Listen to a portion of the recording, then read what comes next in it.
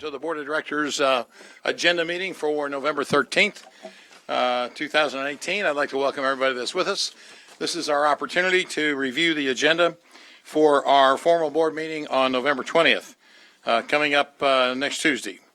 Before we get into the actual details of the agenda, we've got several presentations to make. The first one is a city employee retirement recognition of our longtime Chief Deputy City Attorney, Bill Mann. And let me call on Tom. Tom, are you doing the honors? Or Bruce, or both?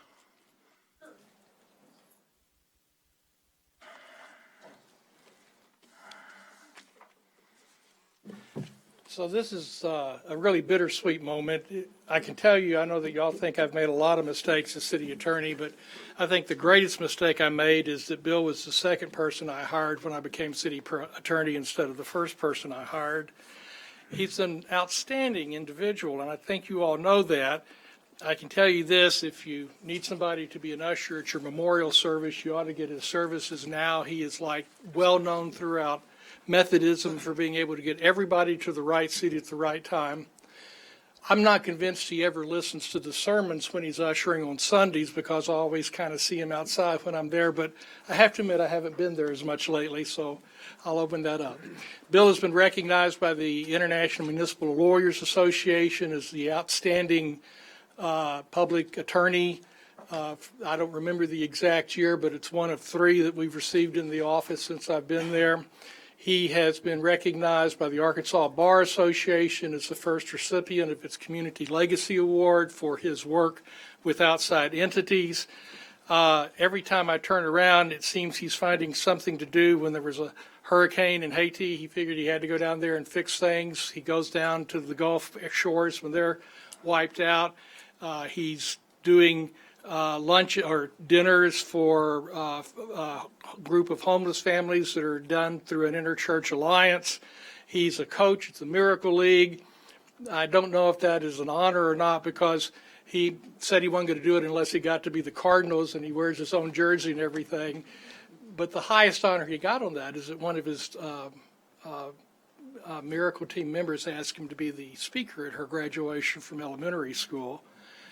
If you are ever out of town and don't know where to eat, find Bill. He always finds the best places. If you're ever out of town and driving, don't let Bill with you because if you ever make a wrong turn, you will never forget it, even as long ago as 1993. But, who's counting? He's going to take a job and help with the Arkansas Municipal League, and so we're going to wish him good luck there. But, how do you say goodbye to the guy that you wish you were as a trial lawyer?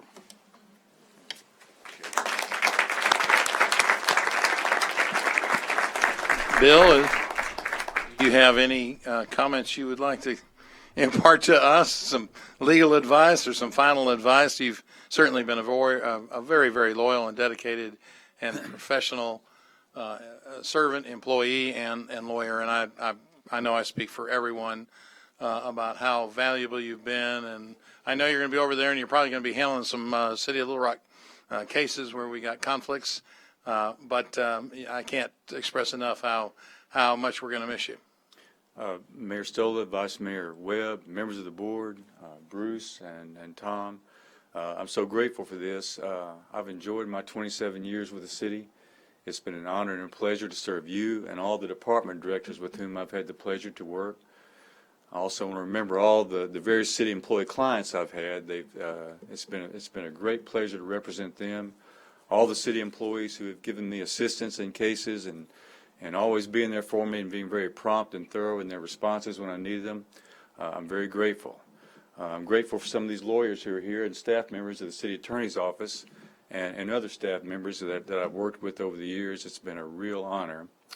I do want to also thank my wife Karen, who's here with me today.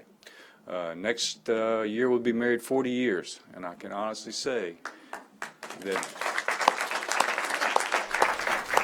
in everything I've ever done, she has always supported me, and I would not have made it through this life without her, and so I want to thank her. And as I go out the door after 27 years to the Municipal League, I hope you all know that every day I showed up here, I gave you the best I had. Thank you.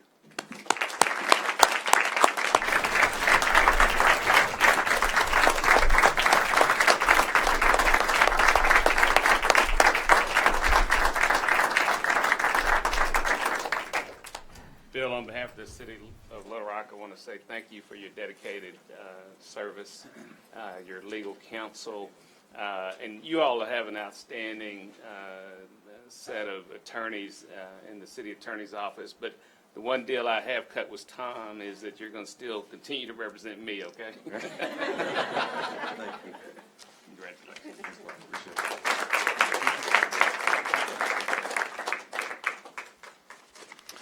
There are many members of the city attorney's office here. Would you stand and be recognized as well? Thank you.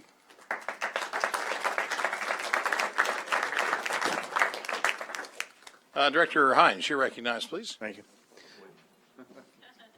Bill, I just want to say that I was disheartened to hear that you were retiring from the city, but in the same breath, hearkened that you're going to be at Municipal League. So since I started serving on the executive committee, I look forward to working with you over there. So your expertise and dedication are second to none, and we appreciate your service to the city, and I look forward to continuing to work with you. Thank you very much, Director Hines. Appreciate it. Very good. Thank you. Thank you, Bill. Best of luck. Director Adcock, I'm sorry. She may not want you to leave quite yet. I'm going to miss you upstairs because you've been here ever since I've been here. But please don't ever give up your job at the Miracle League, because I see those children looking up to you and your love you have for them. And you are a great man, and I really appreciate all you do. Well, thank you so much. I appreciate it. Okay, the next recognition is a gentleman that's been near and dear to us in our Fleet Services Department, and let me call on our city manager, Bruce Moore, for the honors on this issue. Sure, Mayor, members of the board, today we have Richard Redlin with us. Richard's been with the city for 22 years. Some of the awards and honors include Employee of the Quarter, and he also received Appreciation of Service Award in 2016 for 20 years of service. His plans for retirement, and he says, I plan to make some home improvements, mainly my honey-do list, and maybe pick up a part-time job in my local community. At this time, let me ask our Fleet Service Director, Willie Hinton, to come forward.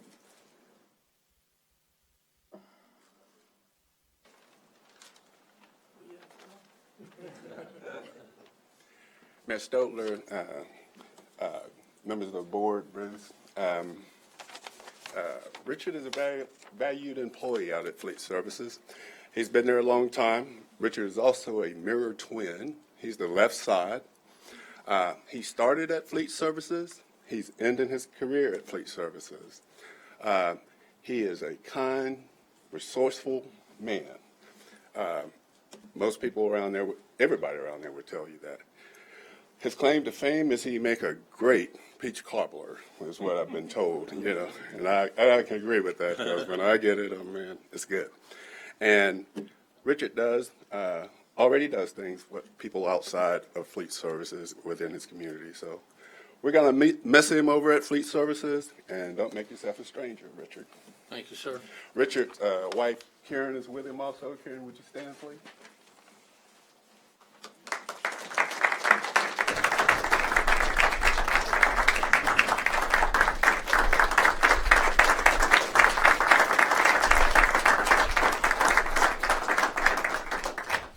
On behalf of the City of Little Rock, we thank you for your dedicated service to ensuring that our fleet continues to roll. Congratulations. Thank you, sir. I'd say if you could. Well, I just want to thank the mayor, the board, Bruce, Mr. Hinton, Walter. Selton, he's not here. Selton's hunting. Donna, Monica, and our fuel tech. He keeps everything going back there, so I just want to thank you all. It's been real satisfying to work at Fleet. We had 4 or 5 different locations that we used to have in the city, and I worked at every one of them. So we got a good education plus the landfill. So I just want to thank you all, and I appreciate everything that you've done for me, and we'll see you in the future. Thank you. Thank you very much, and best of luck with your future endeavors. All right, we now have several folks who we want to recognize for their excellence on the tennis court from our Episcopal Collegiate School. Let me call on Vice Mayor Kathy Webb to do the honors for this.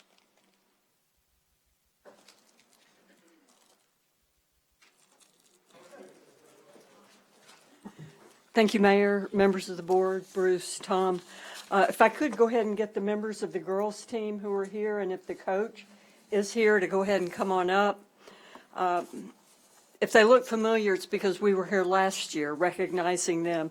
On October the 9th in Conway, the Episcopal Collegiate Wildcats won the girls' 3A tennis team championship. This is the 11th consecutive championship for them. They've won every year since 2008, and considering the fact that 20 years ago they didn't even have an upper school tennis team, this is even more impressive accomplishment. 3 members of the team were named to the 2018 All-State team: Anne Marie DeLuca, Hannah Jackson, and Lowry West. This team is coached by Micah Marsh, and Dr. David Perkinson is the head of school.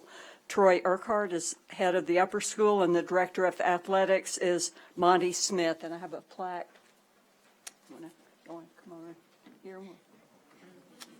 It says, Mayor Mark Stodler, the City Board of Directors, City Manager Bruce Moore congratulate the Episcopal Collegiate School 3A girls tennis state champions. In the quest for the championship, the players and coaches exemplified outstanding sportsmanship, participation, leadership, responsibility, and teamwork. So, here we go.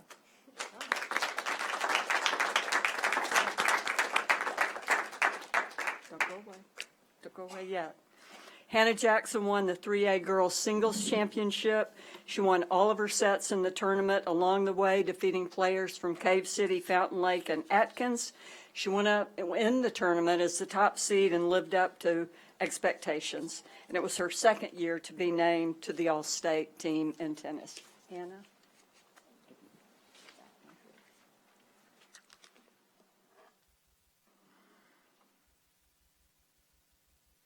And if we could, if each of you would introduce yourselves, and if you're graduating, do you have another girls? Yes. Okay. One more. 2 other members of the team also won state championship. Lowry West and Anne Marie DeLuca won the doubles championship. They were also the top seed. They defeated teams from Clinton, Atkins, and Lisa Academy. It's Anne Marie's 3rd year to be All-State. She's been recognized as a singles and doubles player. Lowry's 2nd year to receive All-State, and honored last year with a different doubles partner. So here we have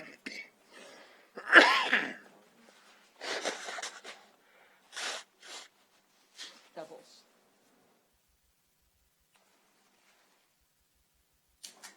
Now, you will introduce yourselves, and if this is your last year and you know where you're going to college, let us know.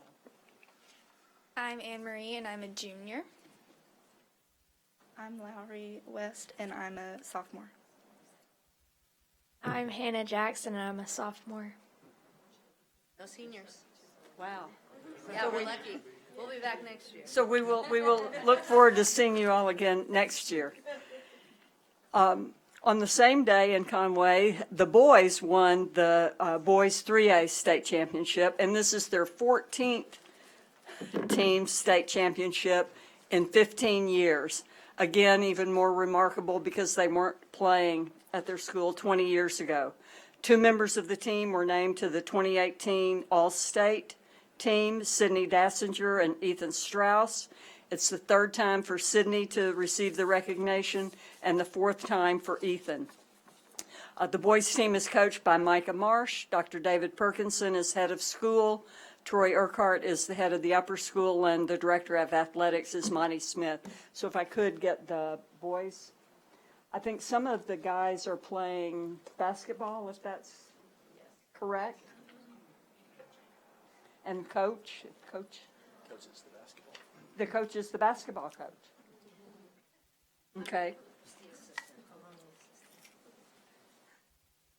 So the team plaque, Mayor Mark Stodler, City Board, City Manager Bruce Moore, congratulate you on the 3A State Tennis Championship.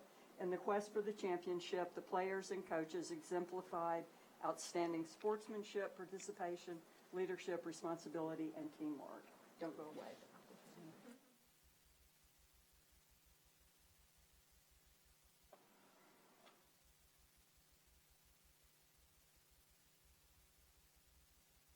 A bit more. The team of Ethan Strauss and Sydney Dassinger captured the doubles championship. They won every set they played. They, too, were the top seed and lived up to expectations. They defeated teams from Harding, Academy, Fountain Lake, and Bergman. And this is the fourth doubles championship for Ethan and the third for Sydney. So we've got a plaque for Ethan. I know Sydney's not here. One more.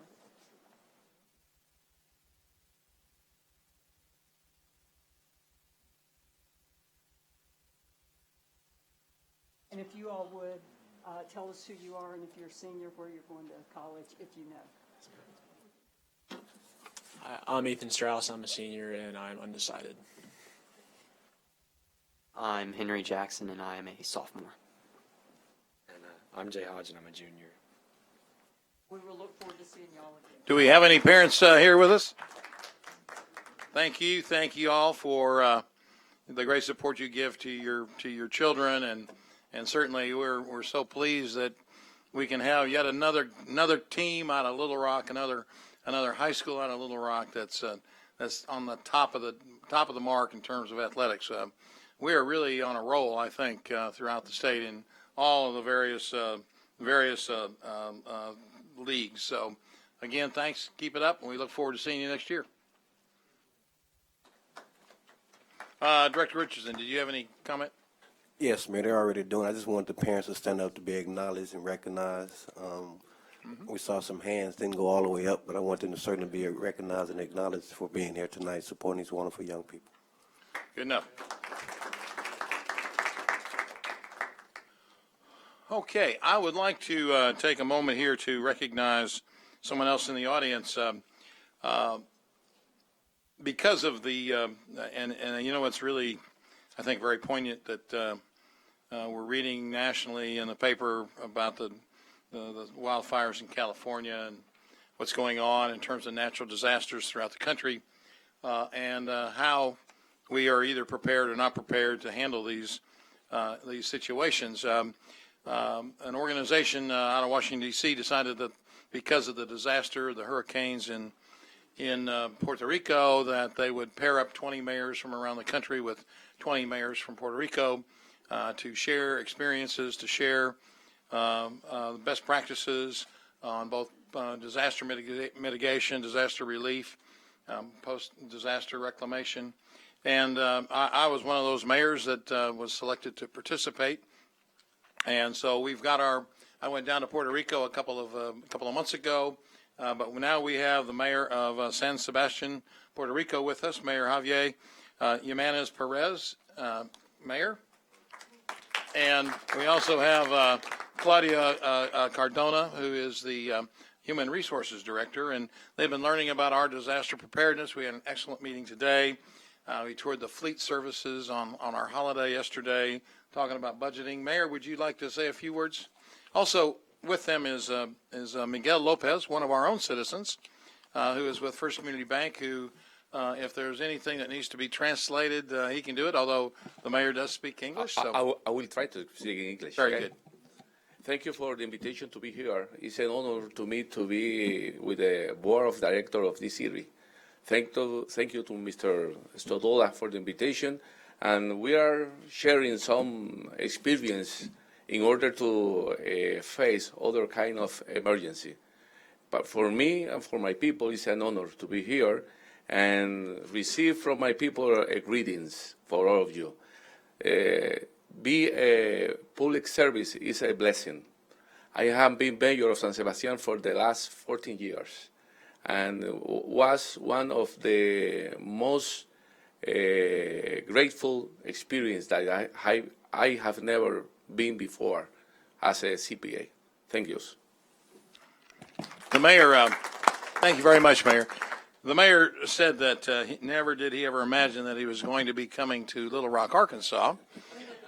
So we're glad to show him a true Arkansas and City of Little Rock welcome, number one. And plus, he said it's pretty cold here. So I told him I was sorry about the rain yesterday. And, of course, it was, 29 degrees this morning. He's a pretty smart mayor. He brought a coat with him. So he obviously checked out the weather. But, Mayor, thank you. Thank you for being here. It's been great to have you as a guest.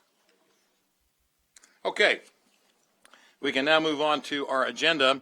I know that people have places to go somewhere very close to 5 o'clock, and so I'm going to try and move us along. I'd ask everybody to be expeditious with their comments, if possible. So the first thing is to add M1 as a resolution. Is there any question about that? If not, we'll put it on the expanded, or on our we'll put it on our consent agenda. It's a practice that we've already had implemented, and our Sustainability Commission just wants to see it memorialized with a resolution. Very good. All right. So items 1 through 5. Any questions about items 1 through 5, board members?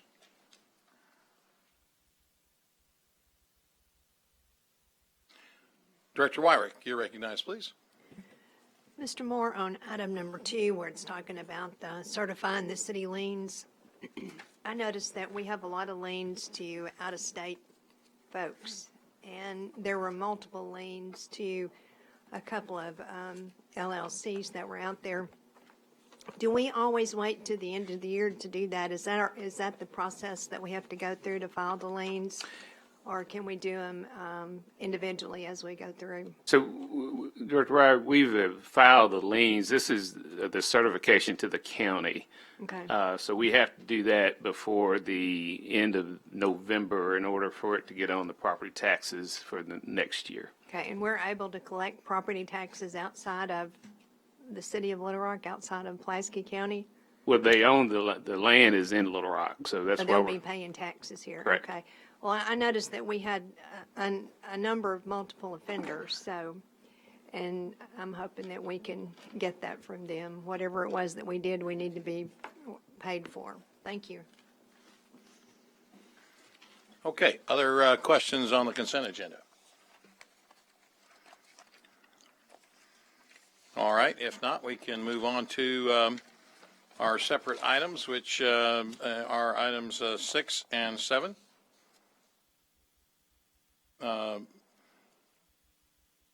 Let me, first of all, address a couple questions on item 7. There may be additional questions, but Tom, Mr. Carpenter, you're going to have a draft of that ordinance dealing with the rental inspection revisions to us on Friday. Is that correct? Yes, Mayor, a draft has been done. Housing got it to me, and I'm just making one last check to make sure that the words all line up. All right, very good. On item 7, okay, go ahead, Director Adcock. Did you show that yet to Kathy Wells or any of the group, Jim Lynch or any of them? I have not. They have not, so no one has I don't seen. know if anybody has. I just haven't. Bruce, has any? They have. They've been received a copy, and they were part of the whole discussion. Well, I knew there was that group that had asked for this to come up. But I wanted to see if they had looked at, or if there had been any response back from them. They have, and they're supportive. Okay. Okay, Director Wright, you have a question on item 7? Yes. Yes, Mr. Carpenter, will your amendments or revisions address the process once our code staff sends the letter to a property owner and they do not respond to that letter? Will this revision put in place the steps they are to take once they get no response? So that they can get in the issue. Yes. It does address that. Okay, because I had about 20 or 25 letters that had gone out to rental property owners that they had never responded to, and the process just stopped. So these substandard houses were just sitting there with us not even inspecting them. But this will address that. Yes, ma'am. Okay, thank you. Any other questions on ordinance number 7? Okay, Director Richardson, you're next, and then Director Wyrick. Yes, thank you, Mayor. Tom, this information is forthcoming. How much of it will be inclusive of the report that was presented to us recently? Would it be centered based on that report that was presented to us a while ago, about a couple of months ago? I don't know the answer to that question. The ordinance that you'll get on Friday basically is going to hit particular items that have come up that need to be addressed because of the types of issues that have been raised. If you're talking about the health report that was done by the UALR, that's not really addressed in the ordinance directly, but it will impact what's in that report. I think it was a presentation one night that we had Lita Anthony here and Neil Seeley, some work that had been done. And Amy Pritchard from Amy UALR. Pritchard, yes. So you're saying it will or won't, or Well, you don't know right now? it's going to impact it because Sure. it's going to impact some things that we're doing and how we're doing them. But is it going to say, oh, this meets point 1 or point A? Gotcha. No, it's not going to do that. Thank you, sir. Director Wyrick, did you have a comment or question on item 7? I do. I wanted to know if we're addressing the mold issue that I've been asking about for several months in this new ordinance. Director Hancock, I'd have to defer to housing on that. It's Wyrick, but that's okay. Yeah, Let me ask Mr. Turner to come forward. It's okay. You weren't here last week. I forgot. I know. I forgot I existed. Okay.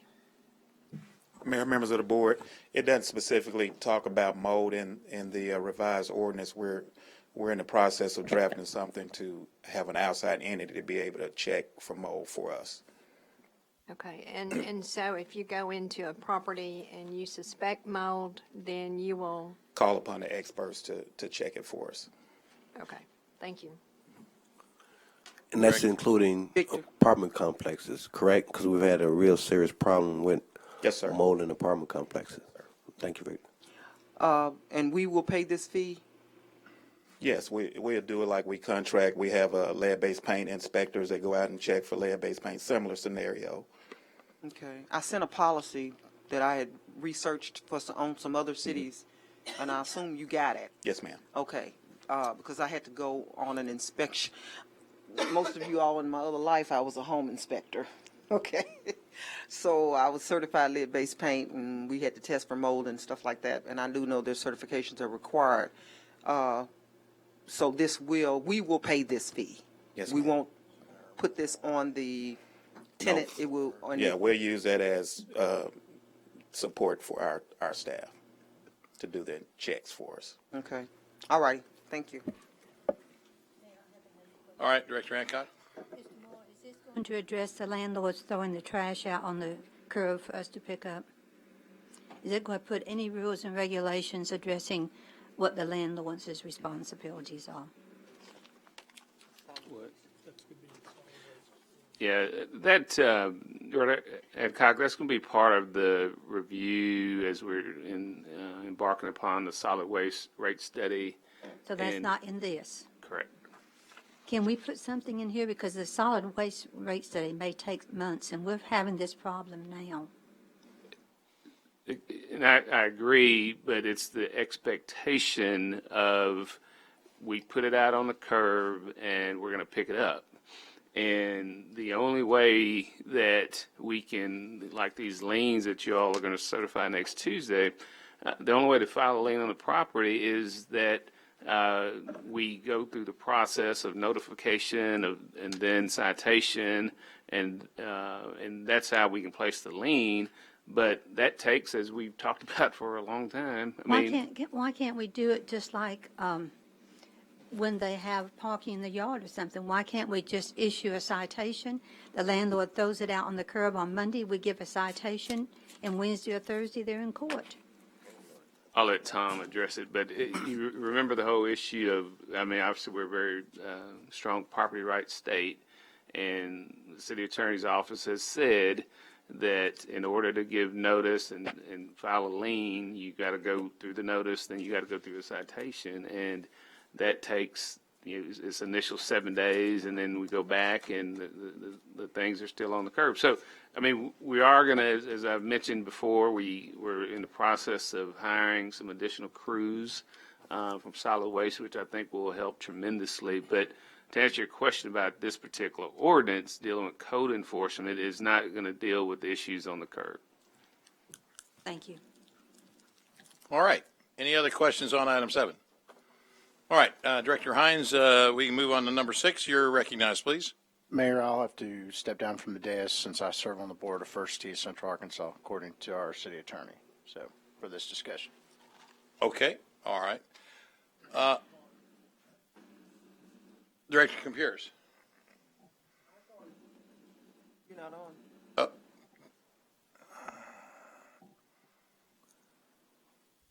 I thought that if we were discussing an issue, you stayed when we used to discuss your employee. It was just when we voted, I thought that that you can't stay. Director I don't Gutierrez, know. when you're discussing in general as to whether you wish to do something like PIT programs, then Director Richardson could stay, but this is dealing with a specific program and a specific set of contracts. And that's where the problem comes in. But he has no financial interest in those. But he's on the board of directors, and that's one of the disqualifying factors under the Code of Ethics. All right. Well, then, for you and the mayor and Bruce, how do we find out information from them while we're having this discussion? I mean, there's a number of questions. Lance isn't going to be in the room to answer them. He can be in the room, he just can't be on the dais. He can answer questions. I'm just trying to. I mean, he's a liaison. He's a liaison. He's not a liaison. I thought he was, but he's not. He's actually. I'd like. There's a number of questions that a number of us have. I'm just not sure who you're going to address the questions to. We can talk to each other all you want, but unless you have someone from First Tee that. I think you have people from First Well, we Tee. have, but we typically have not had them participate. speak So on what these I'm issues. asking is, either if Lance can't participate and tell us what they're thinking, then I think we ought to ask them to participate in our discussion tonight and see what's going on. I mean, it's we've got a lot of questions, but no one to answer the questions. We can talk among ourselves and then ask them again next week, but that seems pretty silly. That's up to the board.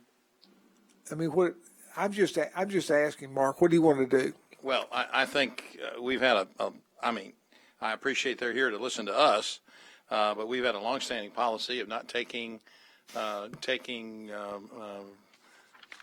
comments on issues that are on our agenda from the public at our agenda meetings. I think it's a bad precedent to set. I am curious, Tom, you're saying that our code of ordinances or the state statute prohibits Lance from being able to speak? It's the city's Code of Ethics. What? It's the city's Code of Ethics. His code of ethics? Because he sits on the board. And, all right, so the clarification is he's not a liaison from the board, he sits on the board. Okay. All right, so let's ask for a presentation from our city manager, and then we can decide whether we're going to move forward with this, and then there will be, obviously, Director Computers, there'll be questions that perhaps are not answered here today, but let's ask staff to make a clear notation of those so that we can have answers in the information that we receive on Friday. And then, of course, this can be, this is on our agenda for Tuesday, but if it's not adequately briefed, then certainly it can be deferred again till another meeting. But I think that's probably the better way to approach this. So if we could, Mr. Moore, do you want to give us a presentation on this, please? Mayor, this is a partnership, a relationship that the city of Little Rock has had since 1999. There was a contract that was drawn up and signed that basically stated what the city's obligation is to First Tee.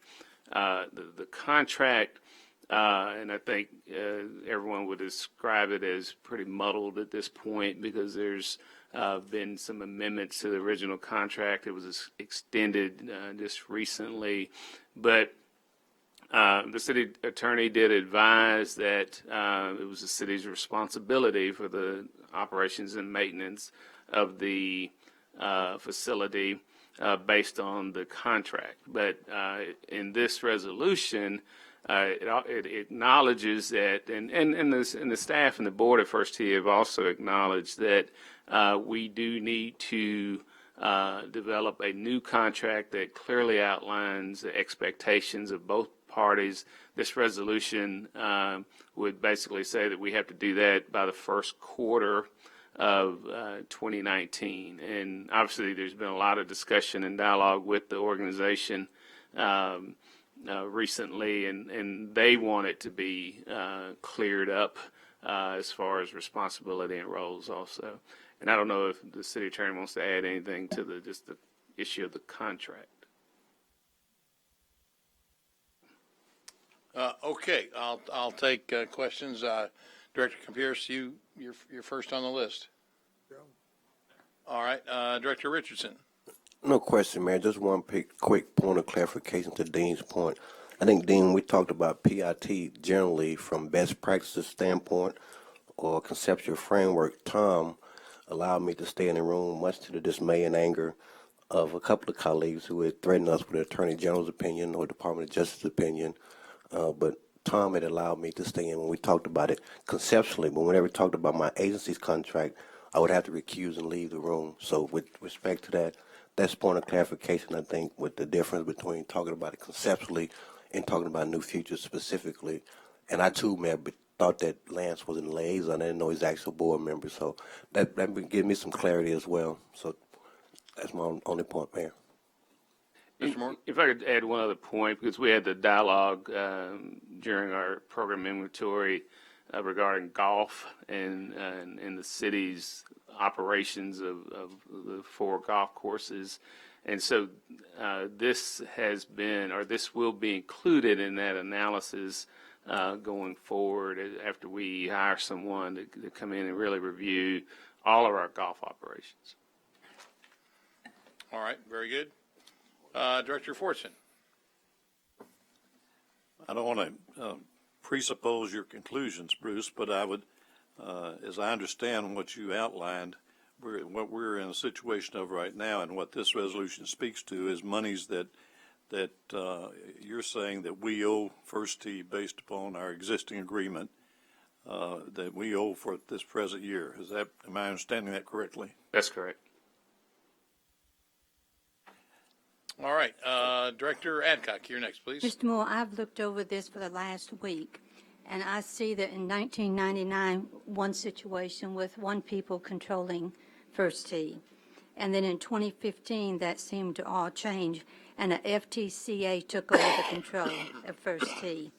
In the second paragraph of this, it says that we would be responsible for $190,000. So far this year, with what you're requesting tonight, we will spend $610,000 this year. When I compared that with Parks and Recreation, for $15,000 more, they have had 3 golf courses in this city. None of the bids, none of the money that we have spent on First Tee has been bidded or they've used our purchasing policy on, which is a real concern to me. I've read this, and there's not a mention in here of us paying any money for maintenance. In 2015, 2016, or in the one we have now, why can we not wait and start out the new year with what both sides is in agreement with?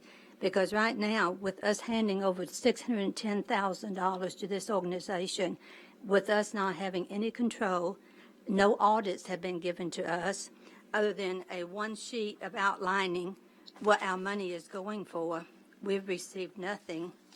And whenever I talk to community programs, I got some information about the community programs, PIT programs that they're funding for us. They said there was 599 services provided.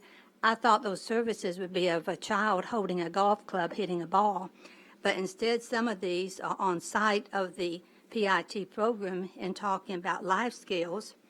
And for the 3 Boys and Girls Club, no services was provided, except after last week when we started questioning this, they did go out to Whitstone's Boys Club and play what they called baseball golf in the gym. And that is the only service provided this year. So I think there's lots of questions to this. All of this started in 2015. Up until then, the only thing we did was a PIT program. We had no responsibility. So for 16 years, we did nothing, and all of a sudden, we're spending $610,000 of money in 1 year. Director Adcock, you would remember that, and I don't know when this actually started. We can go back, but the city started charging $1 a round for each round played at the 3 golf courses, and that would go to support the first tee. So we have been supporting them on and off since, I think I heard Director Rice say 2009. But again, I can't speak to the 99 language. I think that's Mr. Carpenter's opined as far as whose responsibility it is, and then we've just got to determine, we've got to sit down and going forward and work out a viable contract. But again, that's going to be part of the review of our overall golf operation. Well, we are paying all the expenses, but we're not getting any credit. They had 703 services provided to families in Little Rock, 756 to families in Little Rock. But families outside of Little Rock, or people outside of Little Rock, was 703. We receive no credit for the amount that they take in against the expenses. And I don't know of any company that you pay the expenses, but you don't take credit for the income. They've had, I think, $170,000 worth of tournaments out there, and we've gotten no credit on the grounds, on the expenses of the grounds. So I think we're paying everything, but not taking credit for anything coming in. And I think that's one of my biggest problems. And I would like to see us come up with a new contract before we pay anything else. Thank you. Director Wright, you're recognized. Thank you, Mayor. I have some serious concerns about this. I truly do. I'm not particularly a sports person, but this is very concerning to me because I heard Mr. Moore say that we have a contractual obligation. When does the contract end, Mr. Carpenter? Director Wright, that's one of the issues that's led to this. The initial contract was signed in 1999 between the City of Little Rock and the World Golf Foundation to operate a first tee program at what is the Jackson T. Stevens First Tee.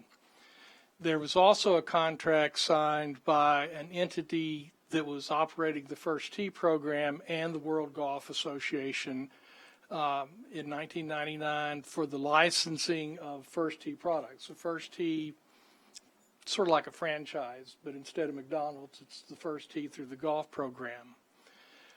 At some point, there was an agreement between the group that was running the First Tee and the World Golf Association Foundation that the First Tee would stand in the place of the World Golf Foundation. The problem with that agreement is the city was the one that had the agreement with the World Golf Foundation for the operation and maintenance of the program, and we weren't a party to that particular contract. That's the gap that I referred to at the last meeting that needs to be changed.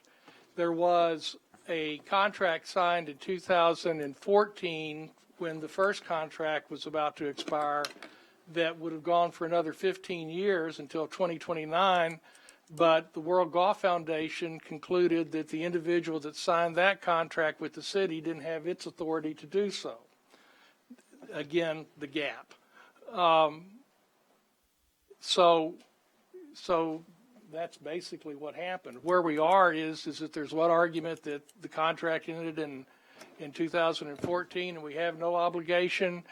It'd be kind of hard to try to enforce that since we have got documents that have been signed that said we would do certain things for a period of time, and there's been a course of action.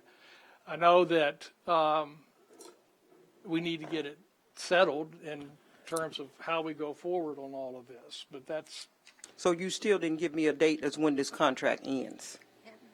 I think I did. 2014 is when the 99 contract So ended. The one that renewed that, I have been informed, did not have the authorization of the World Golf Foundation, and that's who we contracted with in 1999, So in other words, we're operating without a contract.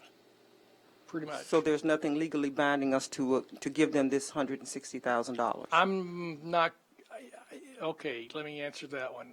I don't think there's anything legally binding us to give them $160,000. I think whether to do so is a policy question for the board. I do think that there is sufficient documentation and information to suggest a continuing relationship between the city of Little Rock and the First Tee of Central Arkansas. Part of the confusion is that the 1999 agreement, instead of saying city, refers to it the First Tee of Little Rock throughout the agreement. And now there's a group, the First Tee of Central Arkansas, which is represented here, that is the board of directors upon which Director Hines sits, that basically has been running and operating the First Tee program. So if we put up these funds to get them through the end of the year, are we obligated January 1 to continue to give them any money? The obligation in the contract is to provide for maintenance and operation. But there is no contract. You just said that it actually ended in 2014, and we've just been operating really without one. Well, if that's the road the city takes, then there's no obligation for 2000. And then we could be done with this. We could be Until done all with it. parties can sit down and come up with something that's reasonable, that makes sense, that's clear. There's no obligation to do anything now. I mean, if you take that all or nothing at all approach, there's no obligation to do that now. Whether to take that approach is going to be a question you all need to decide. I would recommend against you deciding that. And the reason I would recommend against that is because there have been documents signed for 2015 and 2016 that maintain some operation between the city and the authority. And I think that if nothing else, the First Tee is detrimentally relied upon the fact that there's a relationship with the city. You had in the 2018 budget a line item appropriation to operate the First Tee. So I really have a hard time saying that, I mean, yeah, I can say here's the contract and here's the great place we can say it didn't go forward and that's the end of it, but I'm going to turn around and say, but y'all made an appropriation last December for 2018 for the First Tee, and then you've made appropriations. So since we then. just continue to be bound by a mistake. How do you end the mistake? I think you end the mistake by sitting down and drafting a contract that tells who the parties are, gets rid of the parties that are no longer a part of it, and has the thing move forward appropriately. So when can that take place? Well, If we get them through this year, when can that take place before we are obligated within this budget to continue them this $610,000? Because that's an astronomical amount of money for something that I just see, I don't see the benefit. Yeah, the initial comment I made was we tried to get it done before the end of the year, and then it was suggested we wait till the end of the first quarter of 2019.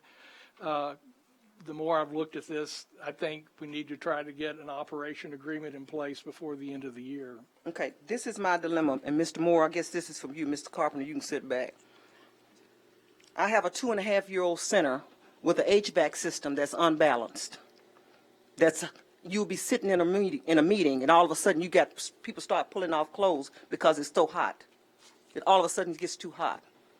I can't get anybody to any of your staff to do any type of analysis to determine what is going on in a 2.5-year-old system. Now, most HVAC systems have a 5-year warranty. So when this warranty is over, we are out of luck. Okay, that's my dilemma number one. Then we have an electronic sign out front that's unreadable. It was the wrong sign purchased. It scrolls and nobody can read it. So you'll be driving by in your car and you'll see basketball. But that's all you see because it scrolls around, and by the time what you need to see appears, you've gone on past the sign. It doesn't freeze an image or freeze a message. Okay, that's my second dilemma. Then In a 2.5-year-old building, we have a substandard sound system that was basically residential grade. So you can't even stand in the center of the gym floor and hear what's going on. People standing in the stands on the ends, and if you stand at the end, you can't hear anything, and the mics don't work. Now, all of this has been brought to the attention of your staff over and over and over and over again. The question is always money. My question is, where can we come up with $160,000 for this, and we can't get these issues taken care of at a 2.5-year-old center, which should have had a proper system put in the first place? So that's the dilemma that I have with this. It's not fair to the people, to the voters. They were promised a pool. Pool never showed up. Nobody said anything about that pool. But we still continue to come up with more and more money. And I know the clientele that comes to that center. And I know those kids want a pool. I'm asked repeatedly, where's the pool? When are we going to start the pool? No discussion whatsoever about this pool. But we continue to come up with additional money for outside groups when we can't take care of the obligations that we made to the voters when they passed this sale and bonds tax in 2011. That's my dilemma with this. All right, thank you. Director Adcock. Yes, Mr. Moore, would you also explain the HVAC, the $115,000? I understood that the Middleton Heat and Air was given a check by a donation for $108,000 to repair the HVAC system, and then we turned around and sent a check for $115,000 for the same system. So evidently it's been paid for twice. And if it was paid $108 and we sent $109, did we get our $7,000 back on this? Director Adcock, the most confusing part of that 99 contract is in the document, and I had looked at it many years, as everybody else had, but it wasn't until the city attorney said the city is the first T. Because when you read it, you never would have thought that that was the case. So then it comes to a point, once that opinion comes out, is, well, whose obligation is it to maintain? Which, per the contract, it was determined that it was the city's obligation. That's when, and we were aware that because this was after the fact of the work being done, so we were aware that it had been paid. We were not aware of the circumstances around it. So it, again, according to the contract, it was the city's responsibility, and we brought that forward as a reimbursement. We paid for it out of the building services account, so it was a capital item. And then I think next week, I think the first two organizations are going to have to explain the donation and how all of that worked out. Well, if the donation was made to the first T, and the first T is City of Little Rock, then they made the donation to the City of Little Rock, so I don't see why we had to reimburse the money for our own donation.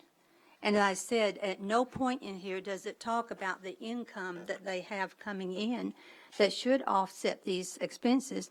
Mr. Carpenter, can we give $40,000 to pay expenses that wasn't done with a bidding process? Because none of these expenses was done with the bidding process. Director Adcock,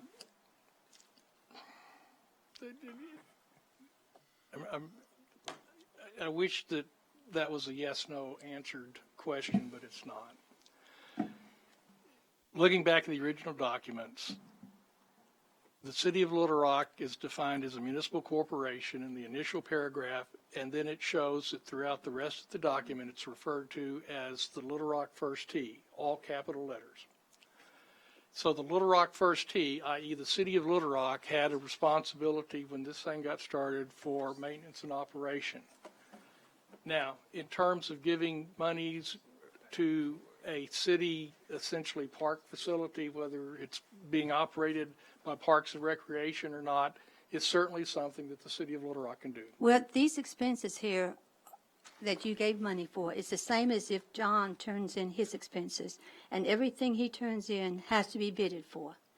And knowing that these are going for expenses, and you've paid 2 months of it and asking for 2 more months, and none of this has been bidded, also, lots of this could be shared expenses. If it's City of Little Rock's responsibility, it could be shared expenses with Hyman Park. They are connected, I believe, because I know First Tee is connected to the Amwell Village, so they would be connected to Hyman Park, and we could share some of the same spreaders and things that you use on golf courses. So these expenses would be a lot less if this was truly part of the City of Little Rock, instead of looking at closing. And I think those are all issues that are going to be taken up in terms of the revisions on the contract. Well, after we want to start paying the money, they have no reason to sit down at the table and make a new contract. Well, They have got a cash cow handing over this $40,000 a month, which is $10,000 a week. Right, I understand. This is a resolution to appropriate money, and it'll either pass or fail. If there are questions that staff needs to answer between now and then, if we could focus on what the questions are that you want answered, which I think is one of the things you just said. Okay? Also, all these members of their board, which there's 21 members, these are not appointed by the City of Little Rock. Well, again, I'm not so sure that speaks to the resolution, but that's an issue that will need to be resolved I think it speaks relative to the resolution that we any are future agreement. To what Tom is saying, part of the City of Little Rock, when we have no contract or nothing that says it's part of the city. And I'm like Doris, we're looking for money to do. Well, I understand, but the attorney has said that First Tee of Little Rock First Tee is the City of Little Rock. So that's the clarification that Mr. Moore mentioned that has now led to this dialogue and discussion. But we've got 16 years of not saying it's the City of Little Rock. Well, Mr. Carpenter, you may want to provide your legal analysis on that issue so that you can answer that question for Director Adcock. All right. Director Fortson, we got several people who want to speak. Director Fortson. Thank you, Mayor. I have 2 or 3 questions which are all related to this, but first, Mr. Carpenter, this contract expired, you said, in 2014. Yes, the first one, yes. And the first one. Do you have a system in your office where you keep up with ongoing contracts so we know when contracts expiring, so we know we can act on it? No, the contracts are brought to us when that's done. We don't instigate renewals of contracts. Renewal of contracts is a decision that's made, and then we facilitate with the documents. So because I know we have lots of contracts with lots of outside organizations, and if one can expire without notice, you create ongoing problems like this, which is ancillary to this question. I'm somewhat confused. Director Fortson. I'm sorry? I hate to interrupt you, but you have to remember that it looks on paper as if the contract was renewed. The question about the legitimacy of the renewal contract did not come from the city. It came from the World Golf Foundation in terms of whether the individual that signed for the First Tee group in Little Rock, not the city, but that group operating it, had the authority to sign that. That's the gap. Our behavior over the past 3 years would indicate that we assume the contract was valid. That's what I said. Well, and of course, that gets into a whole issue of separate litigation about whether or not the individual had apparent authority to bind the World Golf Association or not. I mean, we acted under the assumption that person had authority, and therefore, from our perspective, the lease was valid. That's correct. Until you were given some notice about that, and then I guess the question is, what do we do about it? Do we, relative to whether that person had the authority or not? So that again is probably a question you should answer for us. Is what are the options as it relates to that? I mean, this might be able to be solved by determining whether that agreement is actually an agreement that could be ratified by the new board, or whether or not it's something that needs to be renegotiated completely, which I think is where the city manager is going. So, Well, and where this is all very complex, and I understand there's lots of questions. So let's try and get the questions directed to staff to try and have answered by the end of the week. Director Wyrick, you're next, please. Well, Oh, I'm sorry. if I may, Mayor, the I'm sorry, resolution. hit your button again. The resolution has a provision in there that basically ratifies what's happened to date under the proviso that a new contract is entered within a certain period of time. So that we do go forward with a contract in place, and if we can't reach agreement, then there is no agreement, and it's just city property. But that was one thing that's done in the resolution, so we don't run into this issue while we come up with a new contract. Well, the second part of my question, Mr. Mayor, was since it's been ruled that Mr. Hines cannot participate in this discussion, and you also indicated that it is our policy not to allow any outside parties to answer questions or participate in an agenda meeting. There have been a lot of questions raised about this entire thing that I think, out of fairness and to properly explore the question, we need to be able to ask First Tee people to respond to those questions. Director Adcock has obviously done a lot of research and asked a lot of questions to which we need answers. Mr. Carpenter gave us a file that's about 3/4 of an inch thick as we started this meeting that we obviously need to take a look at if you want to be able to assume some knowledge of the question. So to me, it looks to me like we're in a situation where we got a lot of questions we cannot answer because we don't have the parties at the table who could answer them. And I think a more meaningful discussion will have to occur in an environment where we can ask questions of people who will have the answers. Well, and that would be obviously at one of our board meetings, so we can either we can leave this on as a discussion item with the anticipation that we'll have to have answers to these questions, and we'll pass this over to the next meeting. I wanted to mention, I did want to mention that, of course, we have the meeting upcoming on the 20th, but we are going to meet on December 3rd. There's a couple of appointment issue, we're on December 3rd, because the 4th is a special election day. I believe we agreed to that. Is that right, Mr. Moore? It is, but we were going to inform them today that we'd like to meet on that Monday. That's right. We'd like to meet on Monday, December 3rd. If there's no objection to that, then we'll meet on December 3rd. Likely we will recess that meeting to December 12th, and then our final meeting will be on the 18th. So there is more time to get this reconciled. I just want everybody to know that. Yes. Pardon? Already invited the Mexican consulate. He has called and asked to come on December the 4th to give you a thank you and a big presentation that day. Also, we have invited 50 Latino people who have gone to the driving laws to be here that evening at 5:30. And if we're going to postpone that meeting, we need to contact all those people.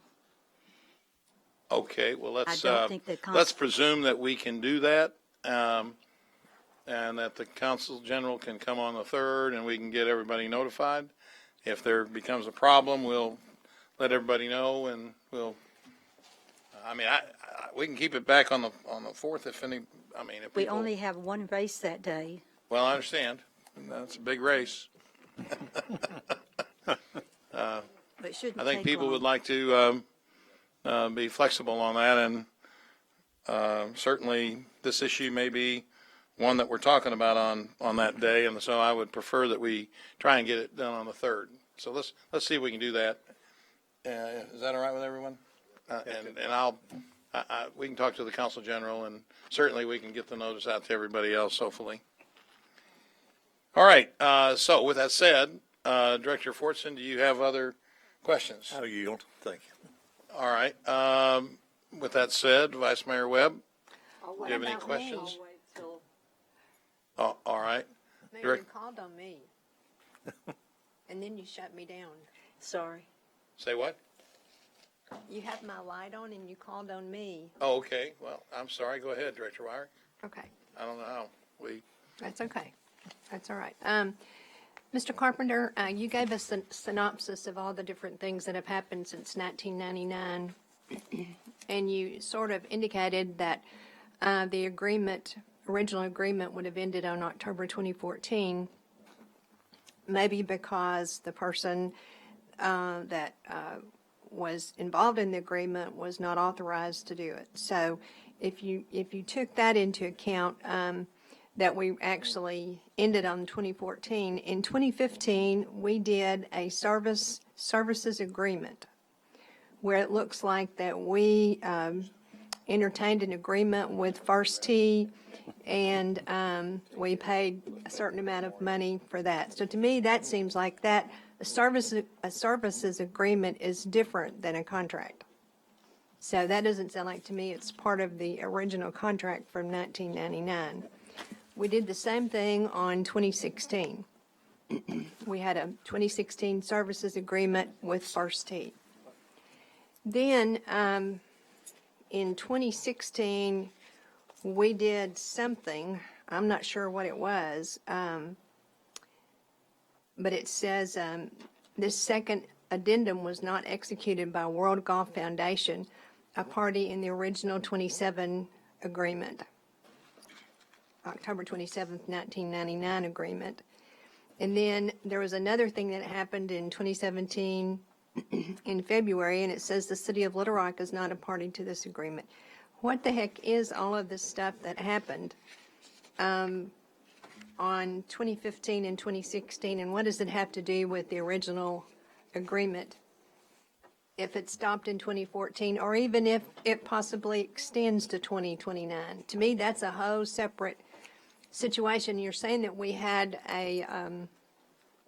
we were doing business with First Tee as if there were a contract, but this is cited as a services agreement, both in 2015 and 2016. So to me, that sounds like it's different than the contract.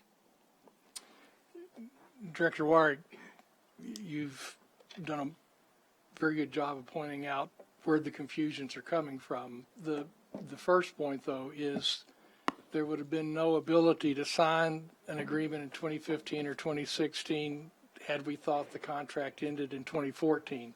The question about the legitimacy of the renewal of the 1999 contract is something that's come to my attention relatively recently, meaning within the last few months. But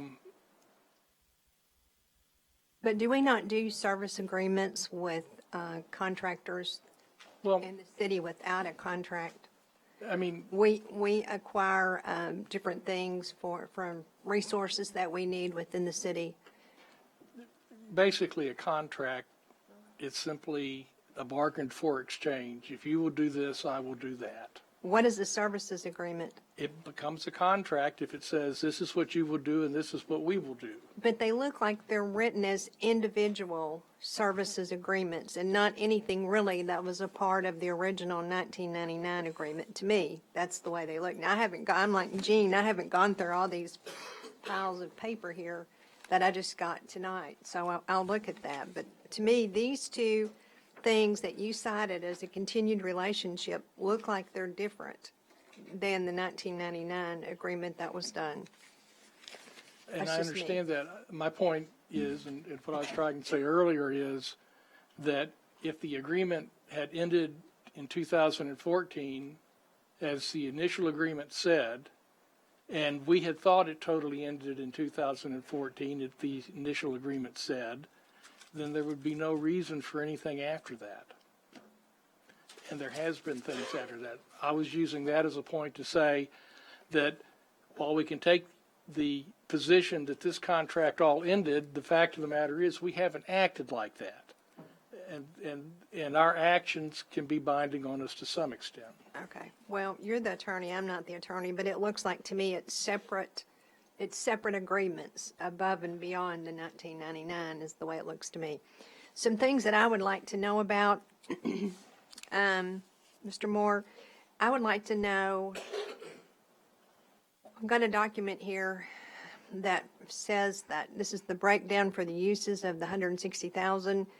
In reality, it totals up to 168,000. So do we just round down to 160,000? I don't know the answer to that.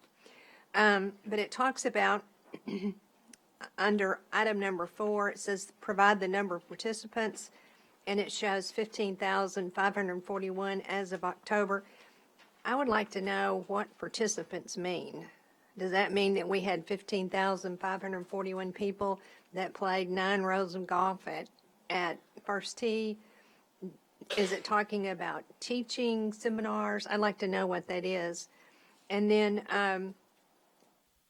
it's got a national school program of 6,843 and an outreach of 6,593. I'd like to know if those are real people that actually played golf at, or just exactly what that outreach and what that program entails.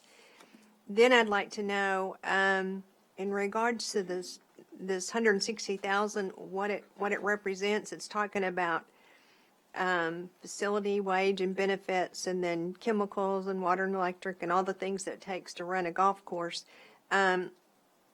Were those services bid to get that done? How did they arrive at the people to do the things that they're going to pay them for at this point in time?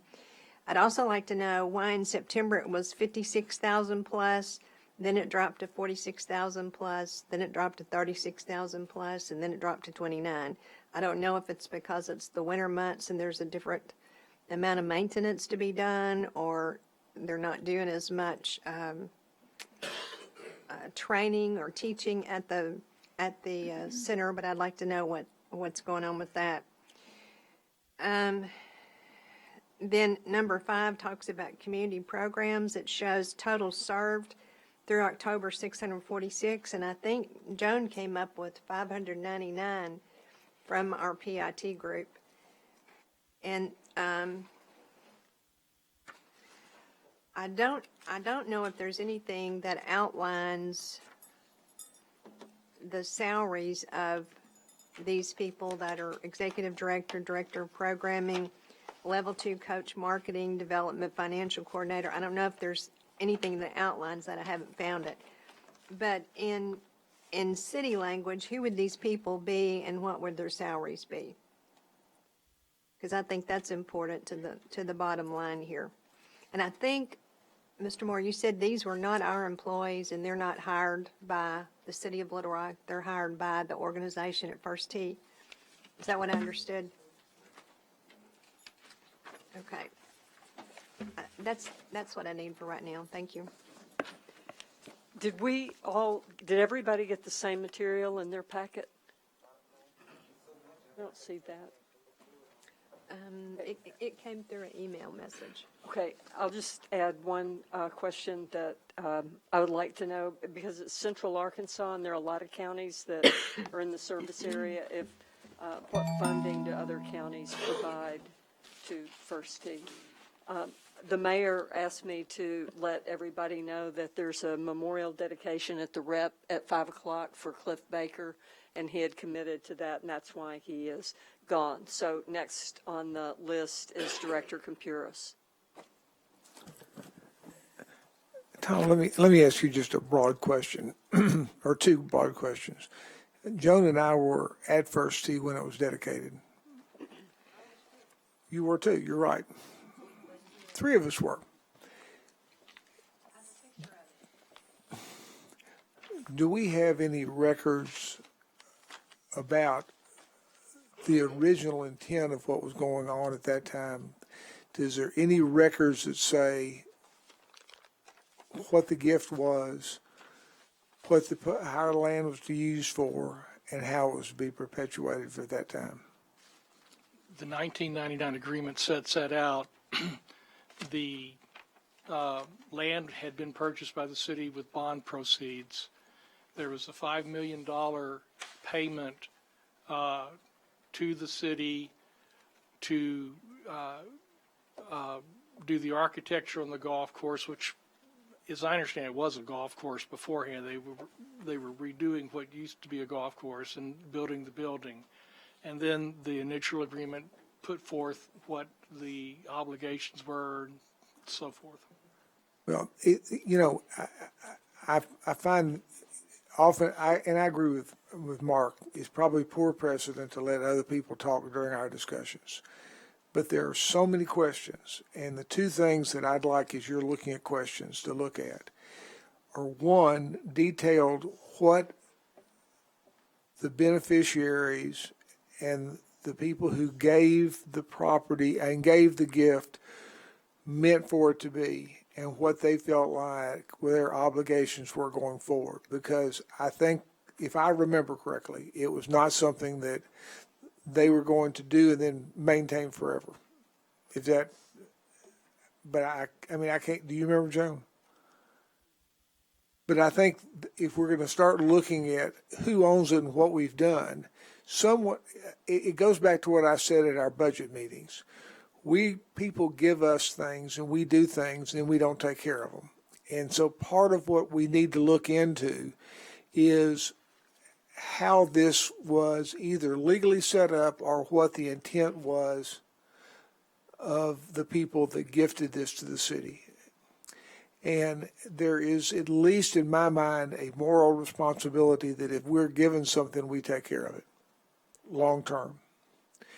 Now, how you find that out, I'll have to go back and try to hit my head a couple of times and see if I can remember what that was at that point in time. But that is an important thing to start out with. The second thing that I want you not just to give us an answer today, but to tell me if 2 weeks from now, everybody walks away, who owns the property and who has the responsibility of the property. Now, that also is a big issue, which goes back to my first issue of what was the original intent of how we got here. And I think BJ's right about looking at these contracts. One contract runs out, one person wasn't supposed to sign it, we have service contracts with them, but we need to know and start recognizing, I think in the city, if somebody does something, whether we build Doris's community center or someone says we want to do First Tee, what is our responsibility long term to take care of it, and how do we do it? And as we have this discussion, that's what I'm going to keep foremost in mind. What did the person who gifted this to us want us to do, and what did we assume is our responsibility, either legally or morally, to take care of that property? And that's really what the issue, I think, is.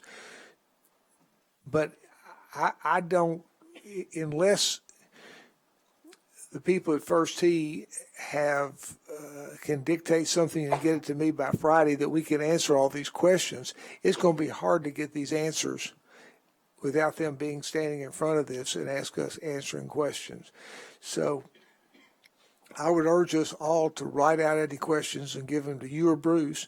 You pass it on to the First Tee people so they can start answering, I think, the very valid questions that Joan has. But I really want to know when we received this, what was our feeling about the receiving this, and what did we assume that we were going to be doing moving forward? And I really don't, I mean, contracts are great, but if you're going to get something, you got to take care of it. And that's what I want to know. My only suggestion is that the questions be sent to me and to Bruce. That's what I said. And we will get them to That's what I said. First Yeah, Tee. both. Bruce? I do think it's important because I did get a lot of information, but there's been this a lot of alluding to the fact of this 2014 or 2013 extension. But that was done, the board, we brought a resolution to the board that extended the contract for 15 years.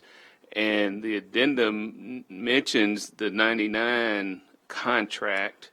It says all terms and conditions of the current First Tee Facilities Agreement dated October 27, 1999 shall remain the same and in full force and effect. So the documents that we all had before us that was drafted here spelled out that we were extending that current lease by 15 years. Director Wright? Yes, I wanted to add some points that I would like Mr. Moore to clarify. in our PIT grants, we put certain restrictions on them. But I keep hearing Mr. Carpenter say the first tee is the city of Little Rock. Well, if that's the case, why can't we not implement our bid procedures? Okay, that's number one. Regarding the HVAC, the funds that we allocated for the HVAC, if they received that as a donation, would they not owe us that $115,000 back? I believe they're going to be able to talk about that on Tuesday. Okay, well, if those monies come back, I'd like them to be used to fix our HVAC system at West Central. Let's see, got that one. Also, Mr. Carpenter, would we not be able to appoint these board members that they have? Would they not? Director Wright, the way that the agreement speaks in terms of board members, it talks about a board not to operate the First Tee golf course, Jackson T. Stevens Golf Course, but to be an arm of the Arkansas State Golf Association to promote First Tee programs in Arkansas. 3 members come from the city of Little Rock, 3 members come from the city of Fort Smith, and 3 members are to be selected at large. So who appoints them? It doesn't really say because it's to be in a board of the Arkansas State Golf Association. But somebody has to. There's no longer Arkansas State Golf Association. Listen, I may be referring to that wrong. As I told Director Hines today, when I hit a ball at War Memorial, I'm lucky if it lands at Rebsamen. So. Well, can you find that answer that question for us? Yeah, I was trying. I didn't get a chance to find out if that group was ever created, if it still exists or not. So these people just serve until they decide they don't want to serve anymore? I do not know the inner workings of the First Tee of Central Arkansas, which is the group that has been operating the golf course for a number of years. But you said that First Tee is the city of Little Rock. The First Tee, the Little Rock First Tee is the city of Little Rock. The First Tee in our contract is the group that runs the program. Okay. I would have used city, but Are you finished? Director Richardson? Thank you, Vice Mayor. I've been waiting for a little bit, John. I have a couple of quick questions, yes or no questions, Bruce, I think, for you. And I think it harkens back to the bidding process. And I'm not saying that this is a case with respect to this particular program, but the $40,000 amount that Joan made reference to, is your discretionary spending authority above that? It is. And the only thing that you may not want to hear these questions, but the only thing that you're legally obligated to bring before us is anything above 24999. Is that correct? No, sir. If it's construction, I'm required to bring it before you, and then anything over 50,000. Anything over 50,000. So anything above 2499, if it's for a project or initiative, it doesn't have to come before us. Correct. All right. Thank you, Bruce. Director Adcock? You to be able to show us how we can put this under Parks and Recreation. If it's First Tee, Little Rock, as Mr. Moore has said, as Mr. Carpenter said, then I would like to see us put it with our other golf courses so we can share expenses and employees and everything. Director, I appreciate that, but I really think that we need to go through this evaluation of our golf operations, which I have said will include First Tee, to determine, does the city need to be operating 4 golf courses? That's golf overall is declining. But I think that's an exercise we're going to have to go through and have somebody with that area of expertise to be able to commit, because you got Western Hills that we own. We've got, as you mentioned, Heineman that's very adjacent to First Tee. So, yeah, I mean, there's a lot of different things I believe the board is going to have to look at. I think Hyman cost us $250,000 this year out of the general fund, not $603,000. Also, on the 1,500 rounds, I think Director Wywick mentioned. 703 of those rounds was played by people outside of the city of Little Rock. So, you know, those 703 people was people that did not play at Hyman, War Memorial, or Revsman. So I would like for you to look at that too. Thank you. Director Wyrick? Thank you. Mr. Moore, you alluded to the fact that we signed the agreement, or we voted on the agreement, the extension from 2014 to 2029. In 2014, when we voted on that agreement, how much money had we spent from City of Little Rock to First Tee? I'll just have to go back and look at that, Director. Okay, I'd like to know that, because I think if we'd known that we were spending $600,000 in a year, we would have said, hold up, wait a minute. Well, that's what I think. Yeah.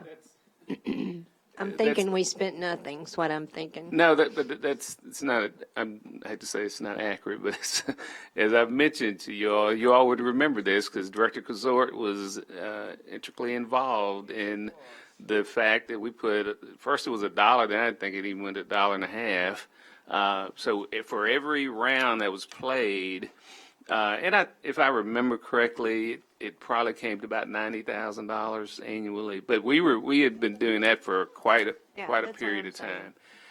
And again, what changed? I mean, is the fact that we now said that we are First Tee. I'd never been aware of it, never heard of it, but that language when you look at that 99 contract and it says the First Tee. And Tom has opined that that is the city of Little Rock. And Thank you. Seeing no additional. Director Adcock? Okay, Mr. Moore, we got a memo from you, and I would like for you to read this to the public because I've had questions about this, and I think that the public would like to know. I assume it's regarding the police chief candidates? Okay. Yes. We started the national advertising process, or we will start today.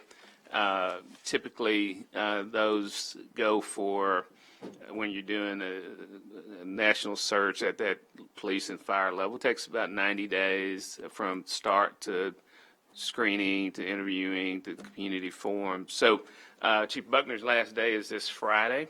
I've met with the 3 assistant chiefs since it's a 90-day process, and we've got 3. Each will serve as interim. Chief Falk will start this Saturday, and then Chief Finks in the middle of December through middle of January, and then Chief Bewley. So that is what we announced today going forward. Okay, thank you. Just one additional question then about that. I know when the candidates for the fire chief were here, the final candidates, there were some opportunities for citizens to visit with those candidates. Oh, definitely. That's a staple of our process now. And that will definitely be. In fact, we started it with police, with Chief Thomas, I believe. So yeah, that'll definitely be part of the process. It's a very important part. Thank you.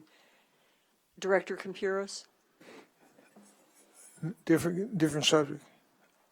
Different. There was an unfortunate article in the paper this weekend about drive-by shootings.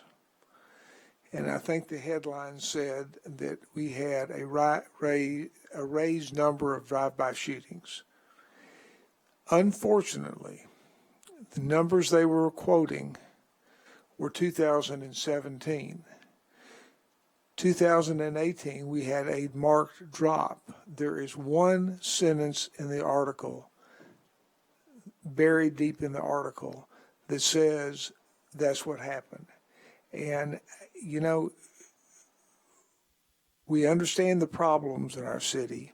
We've gotten more policemen on the street, and it really has portrayed the city in a bad light for economic development and for our citizens to have seen that article with the headlines. And I don't know how to get the right word out. Maybe Bruce can go over all the numbers right now, but it was a very devastating, disastrous thing. We've had two different groups that are looking to come to the city that read that have called the Chamber of Commerce now and have said, I thought things were better there. So you want to elaborate, Bruce? Director Pierce and board members, overall crime is down significantly in the city. Violent crime, property crime, and we can break it out by division. And I was going to prepare something for you all to get out this week. But overall, crime is down significantly in Little Rock. As well as those drive-by Is specifically what the headline said. Those are down. And that's the sort of thing that hurts us, getting people to feel good about coming downtown in Little Rock, that get them feeling good about moving to Little Rock, or companies moving to Little Rock. And it is a shame that that's what appears in our paper. Thank you, Director Conjuras. Seeing no other questions, we will call on Tom before we leave. Just before we leave, I always like to remember the fact that during the first Gulf War, a young man celebrated his birthday by stepping into 115-degree temperatures, and he sits as your city manager today, and he was one of the people that I was very thankful for this last weekend. Thank you. Just as a reminder to get your questions to Tom and Bruce before Friday about First Tee, and we will see everyone next Tuesday. Thank you.